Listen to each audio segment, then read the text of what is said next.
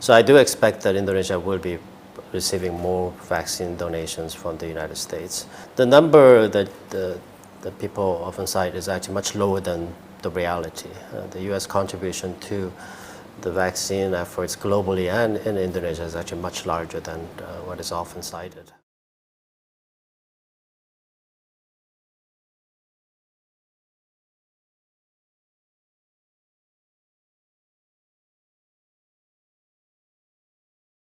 No, thanks very much for doing the interview. It's a great opportunity for me to share my perspective after I've just passed my 1-year mark. First of all, it's really exciting to be serving as the U.S. ambassador to this great country. We have a wonderful relationship, and I think in all aspects, the relationship is moving in the right direction. As you noted, I mean, there's of course room for growth, and I think that makes it more exciting. We have a very strong military partnership, and that partnership helps our two countries contribute to regional peace and stability in this very dynamic Indo-Pacific region. We have a strong economic partnership as well, but I think there is great room for growth, tremendous potential to increase both trade and investment flows to both countries. We have a strong history of people-to-people ties and strong educational ties, which we hope to improve as well. And then there's very important areas of cooperation, things that matter the most to not just our two countries, but to the region and beyond, working together on the pandemic and of course the climate. So many exciting aspects to the relationship, and I think the fact that our two leaders had a very substantive and productive meeting just this week speaks volumes about the state of the relationship.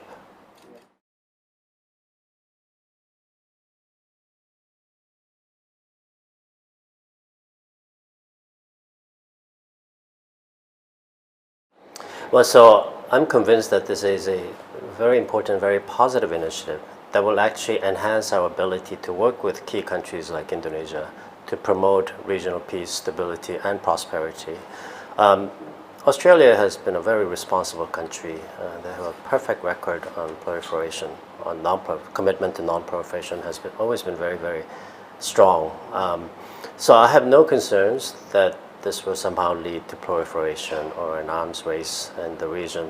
I really do think it's going to contribute greatly to us working with ASEAN to promote ASEAN outlook on Indo-Pacific, and of course with full respect to ASEAN centrality. So I think it's a very exciting initiative, and I think it's a win-win for all of us.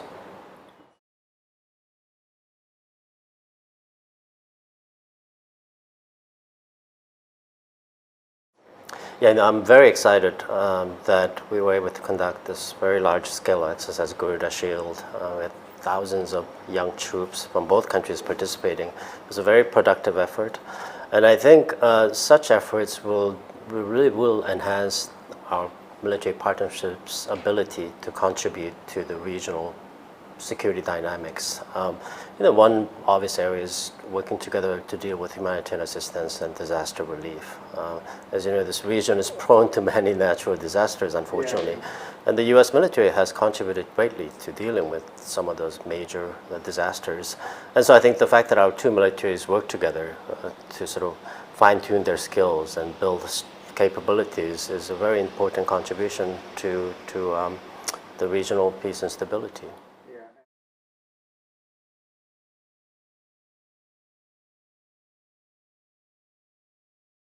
We very much view Indonesia as a leader in Southeast Asia. And in fact, we have great respect for how Indonesia has stood up to protect its maritime rights against those who don't actually respect international laws and rules and practices.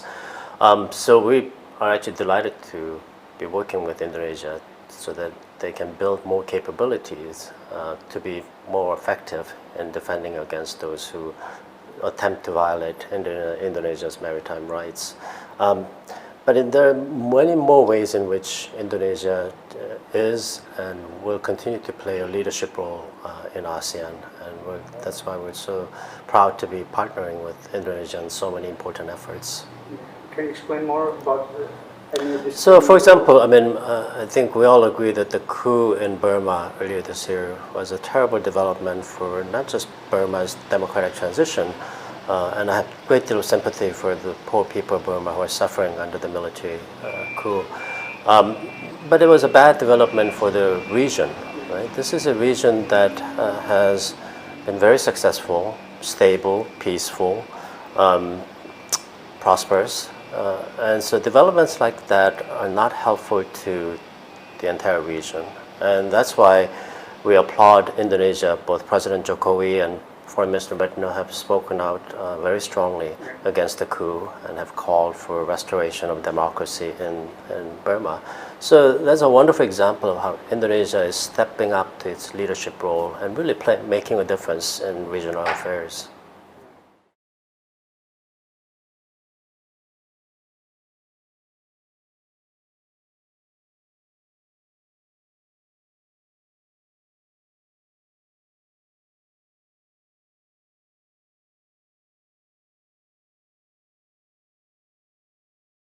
Well, first of all, I have to correct your record. So the U.S. has been the largest contributor to COVAX, the international effort to distribute vaccines globally. We have pledged $4 billion, much larger than any other country, including China. We have provided Indonesia bilaterally over 13 million doses of Moderna and Pfizer vaccines, which I think are internationally recognized as the most effective vaccines against the pandemic. We have also purchased over 1 billion doses of Pfizer vaccines to be donated internationally to developing countries. So I do expect that Indonesia will be receiving more vaccine donations from the United States. Indonesia has also, given its means, has purchased US vaccines as well. So the number that people often cite is actually much lower than the reality. The US contribution to the vaccine efforts globally and in Indonesia is actually much larger than what is often cited. So I do expect that we will continue to work closely with Indonesia to fight the pandemic. Should also note that fighting against the pandemic is more than just vaccines, although I do think vaccine is probably the most important part of the fight against the pandemic. The U.S. has donated over 1,000 ventilators, very well-made ventilators, which are being used in hundreds of hospitals across Indonesia. Finally, I think perhaps more importantly, when you look at long-term perspective, is that the U.S. has a long history of healthcare-related support and cooperation with Indonesia. USAID, U.S. Agency for International Development, has worked with Indonesian entities for decades now. I believe the total amount of money that has gone into those efforts is something like $1 billion US. It's a lot of effort, a lot of money, a very robust program, and that will continue. And those long-term programs helps build local capacity and capabilities, so that when the next pandemic hits, Indonesian nurses, doctors, medical technicians will all be much better prepared to dealing with diseases and pandemics that may come its way in the future. So I think in all those ways, we have a very strong cooperation in medicine and healthcare, and I expect that will continue.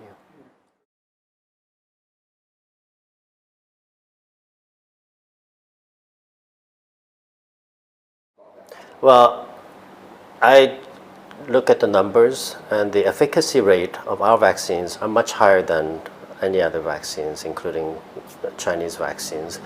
So I think it actually means that we are providing much stronger protection against the COVID-19 pandemic virus than any other vaccines around. So maybe it took a little bit longer, but I suspect more Indonesians are, I think, more comfortable with waiting a little bit longer to get the best vaccine into their bodies than to take the earliest possible vaccine that came their way. Yeah.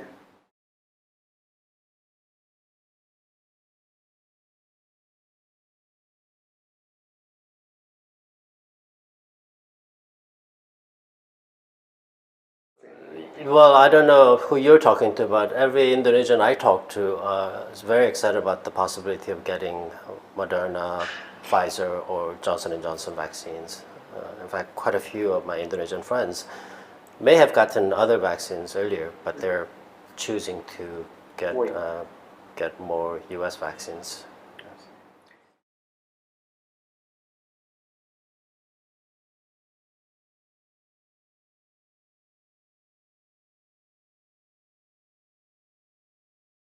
So thank you for raising this, because we had the COP26 this week.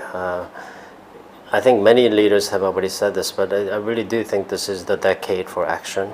I mean, we cannot afford to wait much longer to take serious action towards getting the climate situation under control.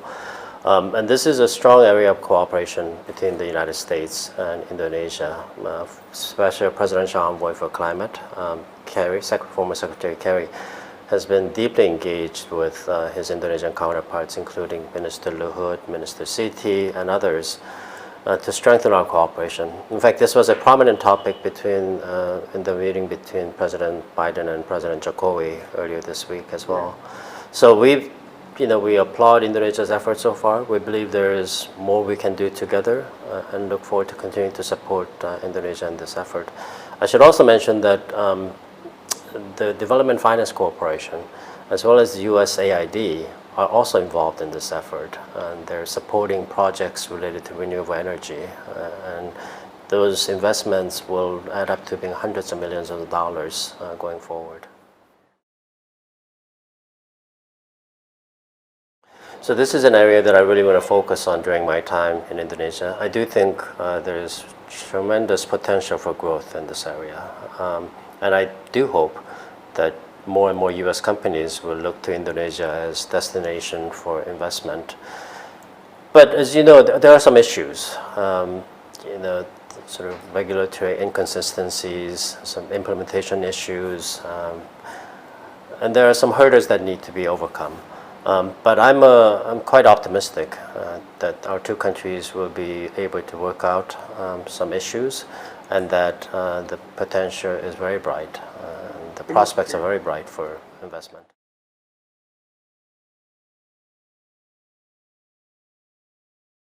Well, I know that, of course, healthcare is a very important area for Indonesia, for everybody. I think the pandemic has reminded all of us of the need to really invest in healthcare sectors.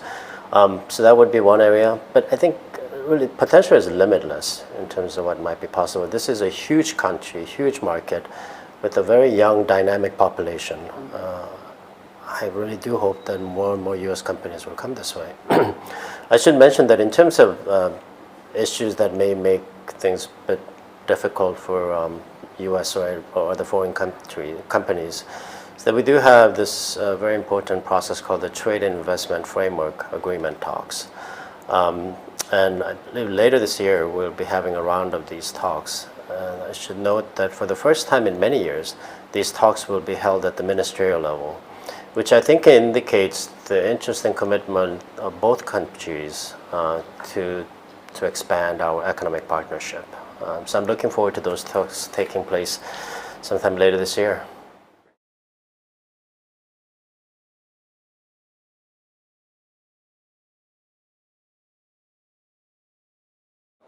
It basically means I have to work very long hours every day.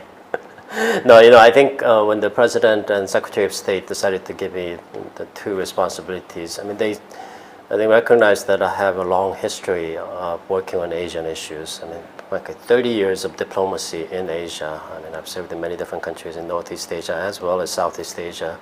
As you may know, I served as U.S. Ambassador to Korea and to the Philippines before coming to Indonesia.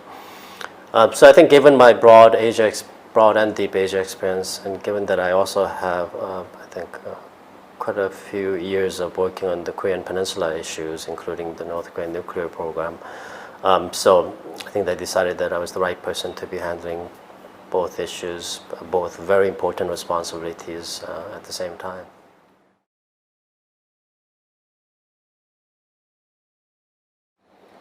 Well, I mean, we have always supported meaningful and productive engagement between the two Koreas.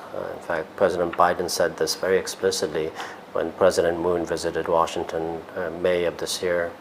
And we will continue to support strong North-South engagement and programs. But it really is up to the two Koreas.